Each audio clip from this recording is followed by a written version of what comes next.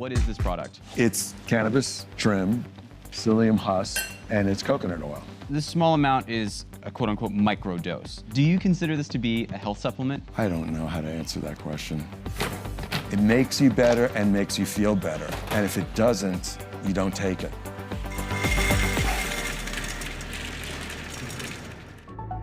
Microdosing started with LSD. While many users prefer to trip balls, the creator of acid, Dr. Albert Hofmann, also believed tiny amounts had therapeutic value. Decades later, microdosing hallucinogens has been proposed as a substitute for everything from Adderall to marriage counseling. Now, with legal weed spreading across the country, marijuana microdoses are the next frontier. How many pills per day are you packaging here? You make like 1,200 an hour. Ethan Ernest is the man behind Mirth Control, one of the many products in this emerging market. Ethan smoked cannabis to treat his anxiety. After volunteering at Ground Zero in New York, he developed chronic bronchitis and created marijuana pills. So is this medicine or is it a recreational drug? I tried to position it as both because it was clearly medicine for myself. It's like an open source Xanax. There's no scientific consensus on the benefits of microdosing marijuana, but some people swear by it. Thank you. Portland dispensary worker Lauren LaFranc uses Mirth Control to treat several health issues. This is our edible selection. A lot of these are like lower dosages. What's the difference between a microdose and a low dose? Is it the same thing? It is the same thing. They're just calling it microdosing. I think it's just kind of like becoming a little fad right now. Products labeled as microdoses contain 1 to 10 milligrams of THC. A typical joint has 35 to 90 milligrams, and some edibles on the market have up to 1,000 milligrams. Initially, I did use it recreationally, but I also found that it had really great medicinal benefits. Seems like the line between recreational and medical is pretty blurry. It really is. Mirth Control is distributed by NovaPass. It's one of several low-dose products the company offers.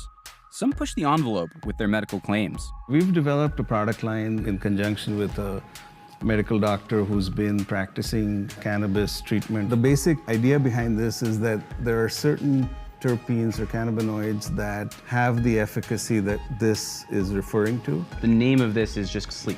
Correct. But you're not saying that it's effective for sleep necessarily. Yep.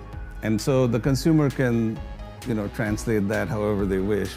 And we don't have to make claims that, this is going to help you sleep within 20 minutes or whatever the heck it does do. Is there a disclaimer that says, like, this won't necessarily make you go to sleep?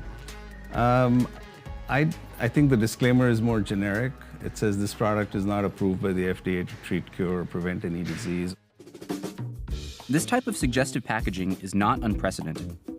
Dietary supplement labeling often implies medical benefits with a disclaimer to avoid FDA scrutiny. Is there any concern about liability from somebody who's taking a medication for one of these conditions, whether it's depression or pain or something else, that they're going to switch to this that's, like you said, kind of unproven? Not a huge concern, because if it doesn't work, I don't think there's a lot of chance that it would do any damage to them. It just wouldn't work.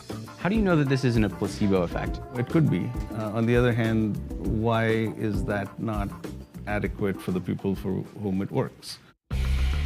At the very least, clearly labeled small doses could keep users from ending up like Maureen Dowd and every other novice stoner who's had a nightmare experience after eating too much weed. So who is your target demographic with this product? Anyone that might benefit from it ultimately, but in my mind, I said, okay, maybe someone my age that's new to cannabis.